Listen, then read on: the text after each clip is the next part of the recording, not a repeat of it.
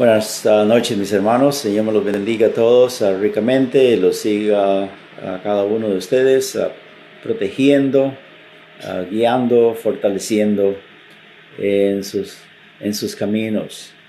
Uh, Vamos a, de una forma más detallada, como dije el domingo pasado, que íbamos a estudiar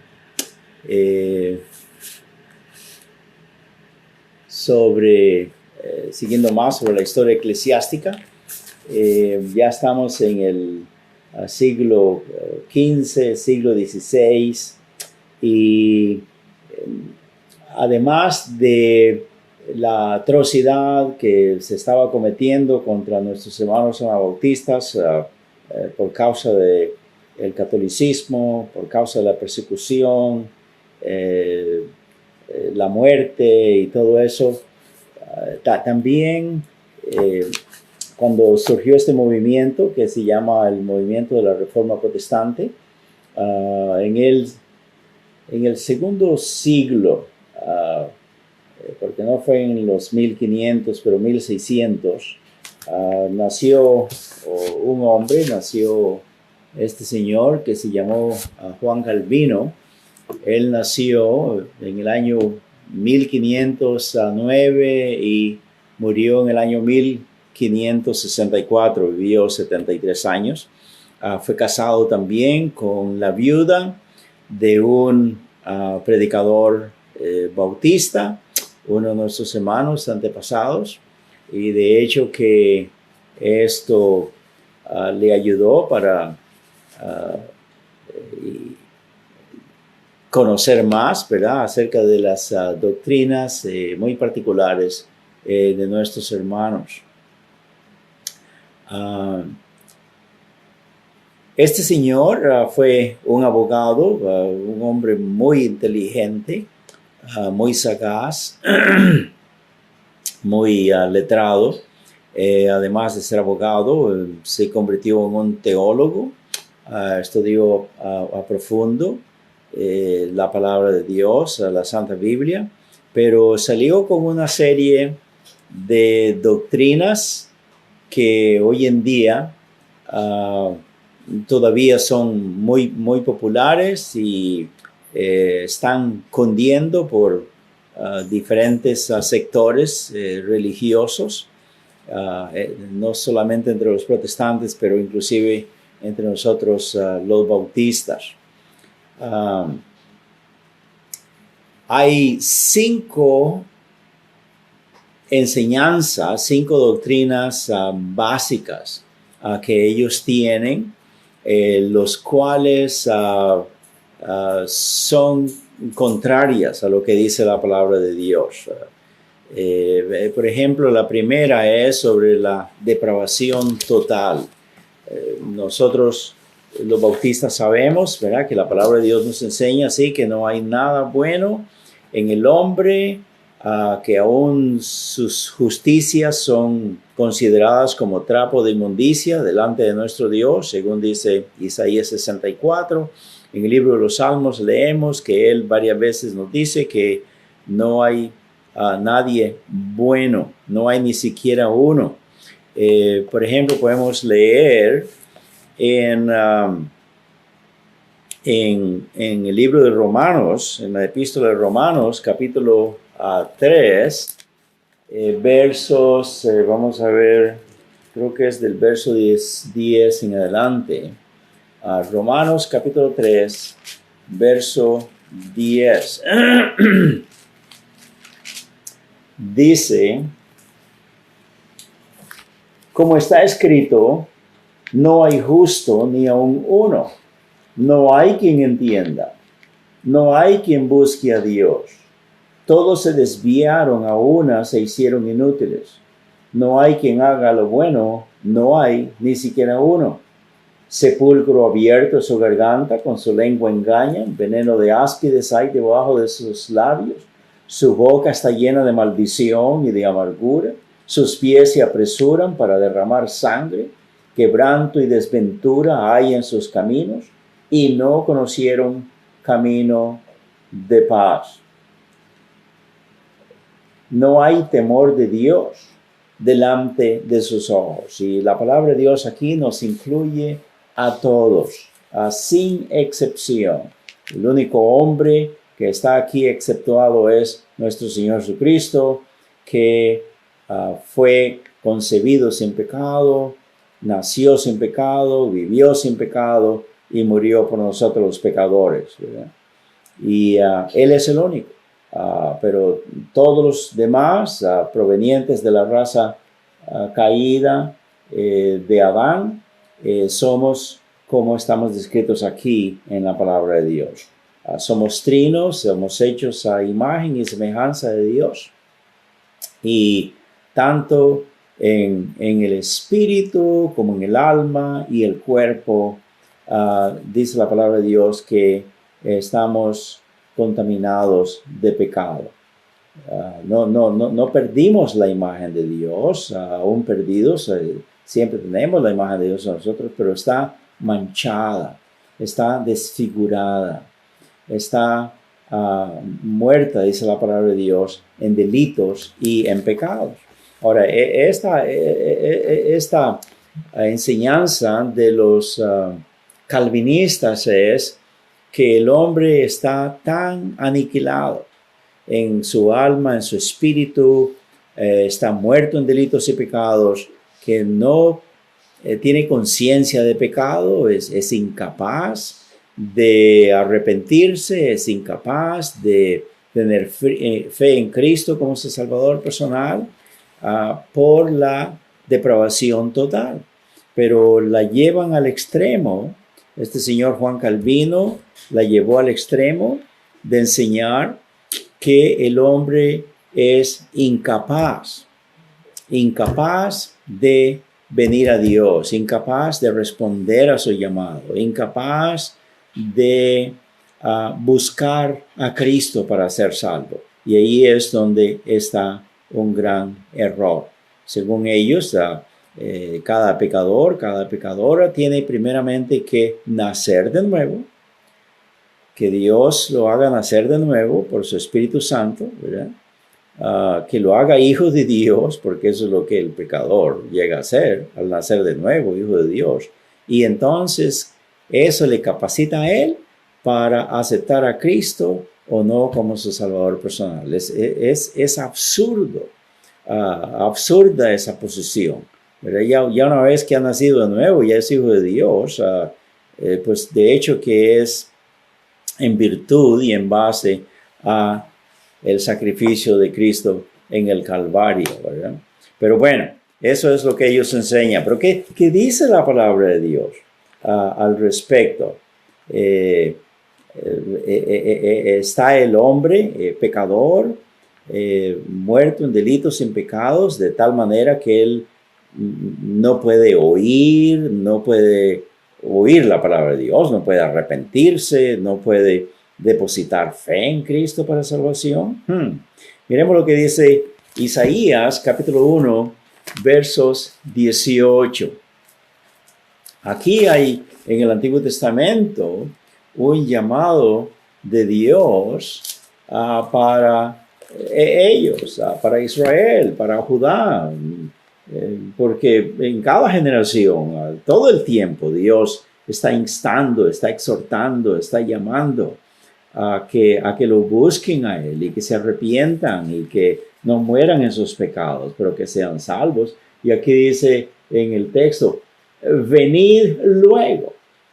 Y esta palabra luego para nosotros en Costa Rica significa después, mañana, como más tarde, otro día. Pero no, luego, venid luego, como dice en inglés, come now, es ahorita, inmediatamente. Venid luego, dice Jehová, y estemos a cuenta. Si vuestros pecados fueren como la grana, como la nieve, serán emblanquecidos. Si fueren rojos como el carmesí, vendrán a ser como blanca lana. Mire lo que es el verso que sigue. Si quisiereis y oyereis, comeréis el bien de la tierra. Aquí el Señor está diciendo Usen su libre albedrío, usen su voluntad, usen el sentido común y tomen una decisión que les favorezca. Pero si no quisierais y fuereis rebeldes, seréis consumidos a espada, porque la boca de Jehová lo ha dicho.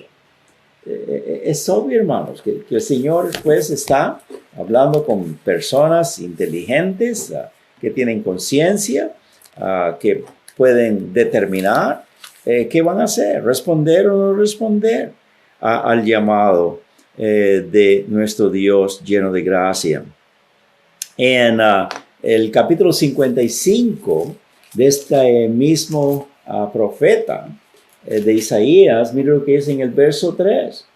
Inclinad vuestro oído y venid a mí, oíd, y vivirá vuestra alma. Y haré con vosotros pacto eterno, las misericordias firmes a David. Es una invitación, es abrirle la puerta a ellos como nación. Ni siquiera es que es esto personal, pero a todos ellos como nación. Inclinen su oído, vengan a mí, óiganme, y haré con vosotros pacto eterno. La promesa que le he dado a vuestro rey mismo, a David. Dios no va a estar perdiendo el tiempo llamando personas que no pueden oír, que no pueden recapacitar, que no pueden arrepentirse y venir al Señor, ¿verdad? En Juan capítulo 5, versos 24, también dice la palabra de Dios acá, Juan 5, 24. Este es el Señor Jesús mismo, dirigiéndose a sus coetáneos, a las personas que están ahí alrededor, mirando sus milagros, oyendo sus predicaciones. Y entonces Él les dice, de cierto os digo, el que oye mi palabra, ¿no? Son capaces de oír, eran capaces ellos de oír, los judíos estos, fariseos, saduceos, herodianos, todas estas gentes que estaban haciéndose la interrogante, ¿será o no será? ¿Será este el profeta de que nos habló Moisés o no? ¿Será el Mesías o no? De cierto, el que oye mi palabra y cree al que me envió. Cree al que me envió. Cree a Dios. Y ellos creían en Jehová Dios. Pero también oye mi palabra, tiene vida eterna. Y no vendrá condenación, mas ha pasado de muerte a vida. ¿Ve? No dice que primero van a tener vida, van a ser salvos, para luego poder oír la palabra de Cristo, creer en Dios, arrepentirse, depositar fe en Cristo y ser salvo. Eso es absurdo. Y esa es la enseñanza de por qué dicen, oigan, crean, arrepiéntanse y no serán condenados, pero pasarán de muerte a vida. Ese es el orden de la palabra de Dios, ¿verdad? Podemos citar otros textos más, pero tal vez no es necesario. Bueno, uno más. En Hechos capítulo 16, los que hemos leído la Biblia estamos familiarizados con este encarcelamiento de Pablo y de Silas cuando llegaron ahí a Filipos. Estaban ya predicando el evangelio y a causa de sacar el espíritu de adivinación de una muchacha, los amos de ella y otros vecinos y otras personas arremetieron contra Pablo y Silas y los encarcelaron, los acusaron y los fueron encarcelados, fueron azotados, echados en el calabozo, etcétera, etcétera. Y sucedió ahí algo milagroso, algo precioso. Ellos, en vez de quejarse, estaban cantando alabanzas al Señor. Era la medianoche, dice la Biblia, y los presos oían los cantos.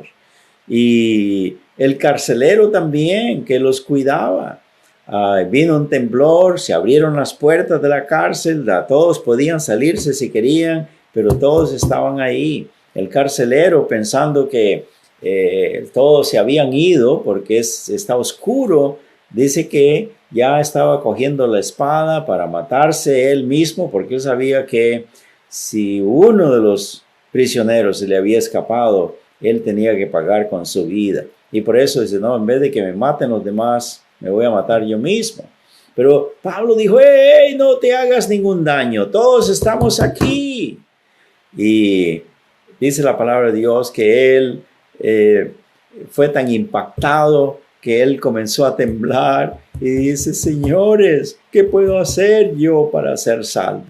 Mire cómo en los cantos de Pablo, de Silas, posiblemente estaban cantando acerca de la salvación, cantando acerca del amor de Dios, de Cristo Jesús, etc. Y ya tenía la idea él del mensaje de la salvación. Es decir, ¿cómo puedo yo? ¿Qué tengo que hacer para ser salvo? ¿Y qué dice? La respuesta de Pablo fue, cree, Hechos 16:31, cree en el Señor Jesucristo y serás salvo tú y tu casa. Amén. Arrepiéntate, cree que Él murió por tus pecados y serás salvo. Amén. Eso es lo que dice la palabra de Dios, ¿verdad? Pero estas personas calvinistas dicen que eso no es así, que primero tiene que nacer de nuevo la persona, está incapaz de responder al llamado. Estas doctrinas y estas cosas, por supuesto, causan perturbación, causan confusión en el pueblo de Dios. Estas personas, si se identifican como bautistas reformados, se identifican como creyentes en Cristo, y a lo mejor algunos de ellos sí lo son, pero lo que quieren es llegar hasta el púlpito de nuestras iglesias y comenzar a enseñar estas cosas. Hermanos de nuestras iglesias bautistas misioneras, eso no debe de permitirse. Cuando alguien llega y usted sabe que es bautista reformado o es calvinista, etcétera, etcétera, no lo reciban en sus casas, no les den bienvenida. Dígales que vayan a sus iglesias que son calvinistas, ¿verdad? Etcétera.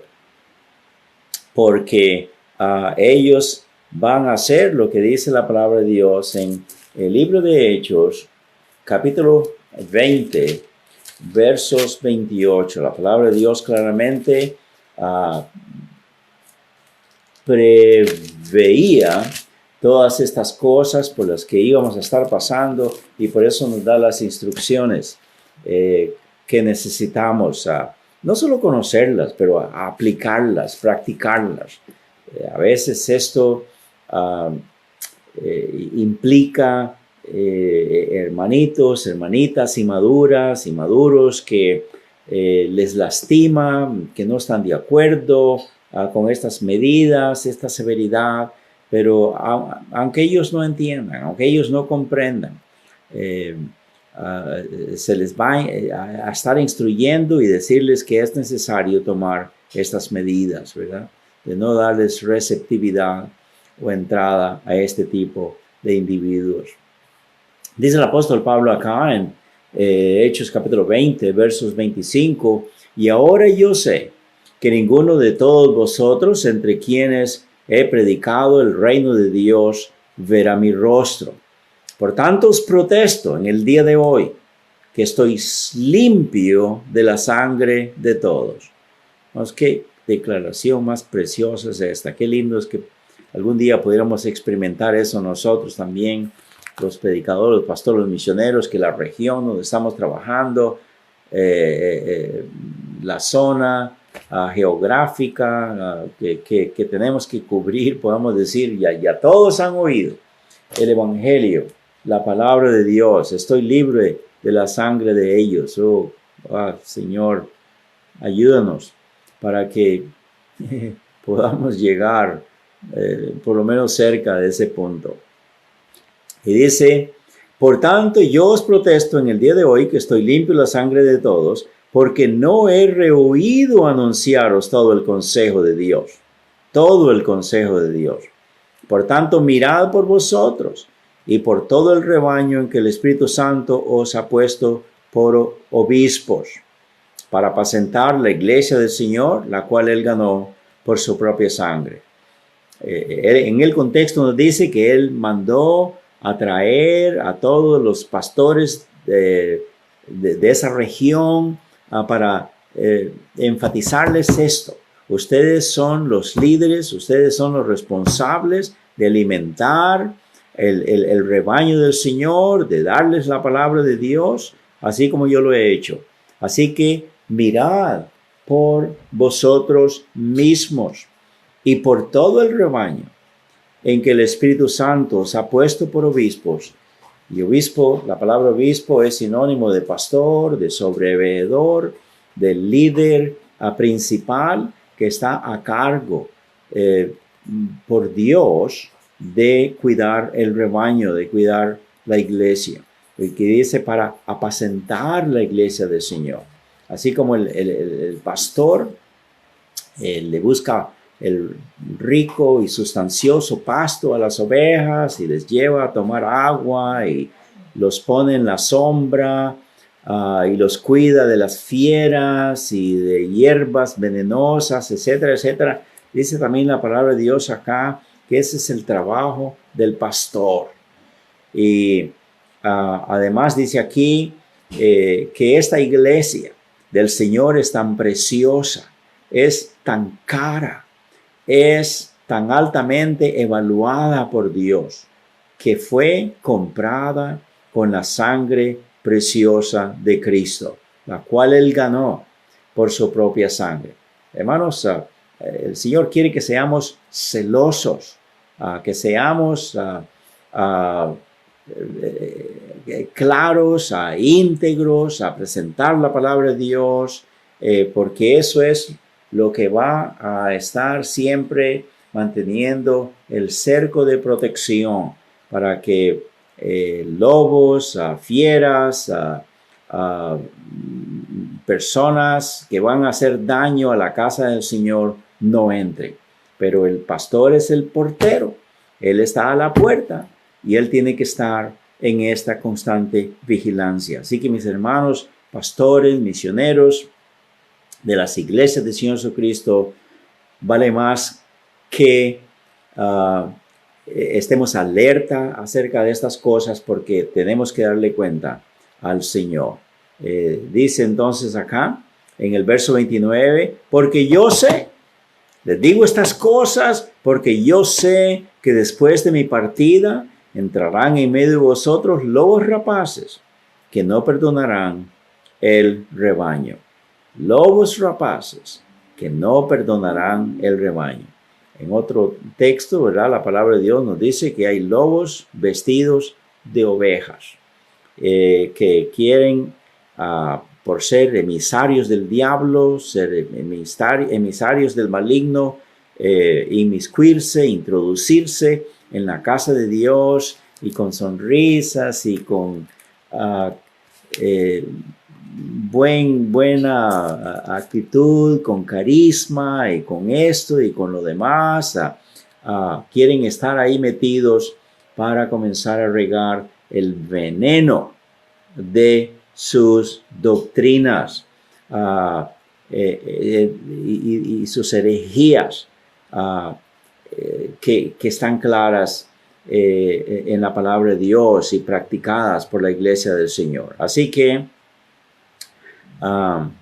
dice, sé que después de mi partida entrarán en medio de vosotros lobos rapaces que no perdonarán el rebaño.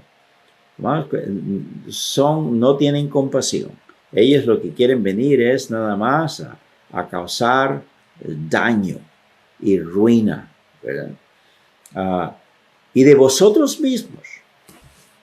Que no es suficiente estar alerta, estar mirando hacia afuera, pero ahí mismo adentro de la membresía de la iglesia, de los que ya son miembros en la casa de Dios. Dice, y de vosotros mismos se levantarán hombres que hablen cosas perversas para arrastrar tras sí a los discípulos. Y ese es el propósito. Este calvinismo que nació hace más de 500 años ha estado haciendo eso y todavía lo hace. Cuando estudiamos historia, observamos que tanto este señor Juan Calvino, que nació en Francia, que llegó a ser un gran teólogo, un gran predicador en Switzerland, en Francia, en Inglaterra, con sus libros y todo lo demás.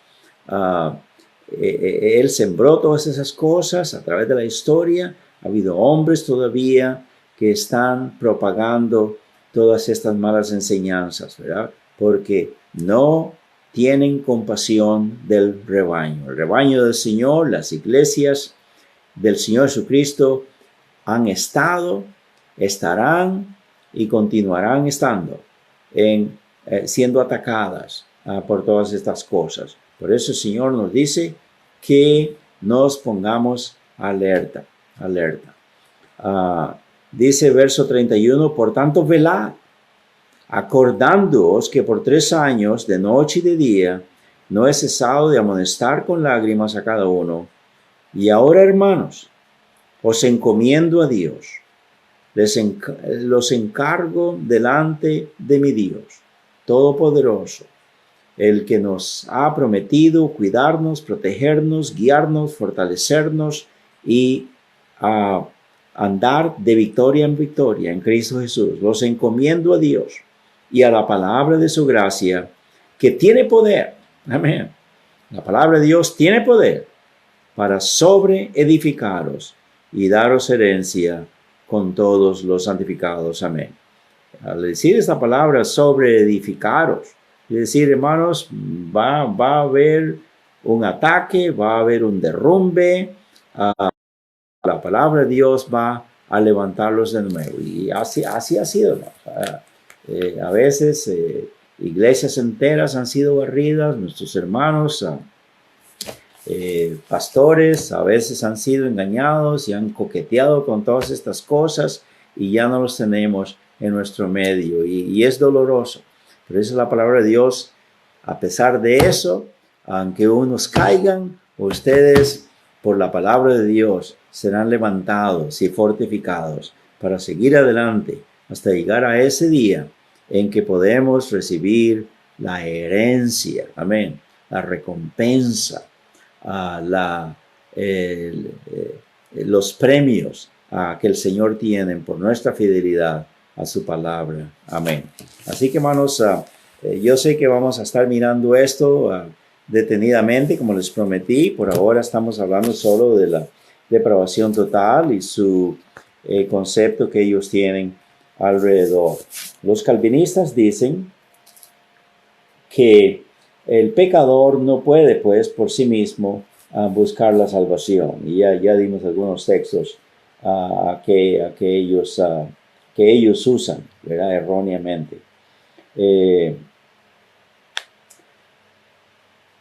Así pues que vamos a dar unos textos más. En Isaías 45:22, dice la palabra de Dios: mirad a mí.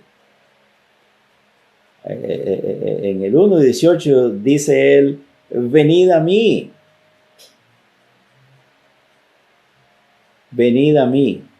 Aquí en 45:22 dice: mirad a mí y sed salvos todos los términos de la tierra. Amén. Aquí el pasaje no solamente es dirigido a los judíos, pero es a todo el globo terráqueo. No importa qué nación, no importa qué idioma habla, no importa qué cultura tenga, todos los términos de la tierra, mírenme a mí y sed salvos. Cada persona que mira lo que Dios ha hecho, enviar a Jesucristo su Hijo, que vino para ser nuestro sustituto, que vino para rescatarnos, a buscar y salvar lo que se había perdido. Él vino para justo por los injustos para llevarnos a Dios.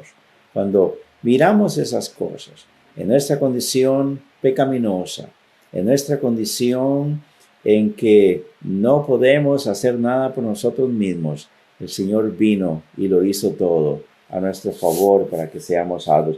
Mírenme a mí, dice, todo esto que he hecho por ustedes, y sed salvos, todos los términos de la tierra. Amén. Y para terminar, hay una ilustración bonita en el libro de Números capítulo 21, vamos al Antiguo Testamento de nuevo, al cuarto libro del Pentateuco, escrito por Moisés, donde nos dice lo siguiente. Números 21, vamos a leer del verso 5 al 9. Números 21, del 5 al 9. Y habló el pueblo contra Dios y contra Moisés: ¿por qué nos hiciste subir de Egipto para que muramos en este desierto? Pues no hay pan ni agua, y nuestra alma tiene fastidio de este pan tan liviano. Y Jehová envió entre el pueblo serpientes ardientes que mordían al pueblo, y murió mucho pueblo de Israel. Entonces el pueblo vino a Moisés y dijo: hemos pecado por haber hablado contra Jehová y contra ti. Ruega a Jehová que quite de nosotros estas serpientes. Y Moisés oró por el pueblo. Y el verso 8 dice: y Jehová dijo a Moisés: hazte una serpiente ardiente y ponla sobre una asta, y cualquiera que fuere mordido y mirare a ella vivirá. El que fuere mordido, el que ya tiene inyectado el veneno de la serpiente, el antídoto que yo tengo para cada uno mordido de esta mordedura mortal, el antídoto es solo que mire a esa serpiente y vivirá. Y Moisés hizo una serpiente de bronce y la puso sobre un asta, y cuando alguna serpiente mordía a alguno, miraba a la serpiente de bronce y vivía. Qué interesante que dice cada uno que había oído el mensaje. Dios dice que esta serpiente allá posiblemente relucía, reflejaba la luz del sol, y todos podían mirarla porque estaba bien alta. Y entonces dice: el que la mire vivirá. Tenían que creer que con solo mirar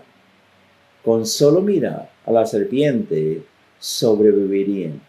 Y posiblemente hubo muchos que dijeron: eso no puede ser. Lo que necesitamos es una medicina o un antídoto real que sea inyectado en la sangre, en nuestro sistema.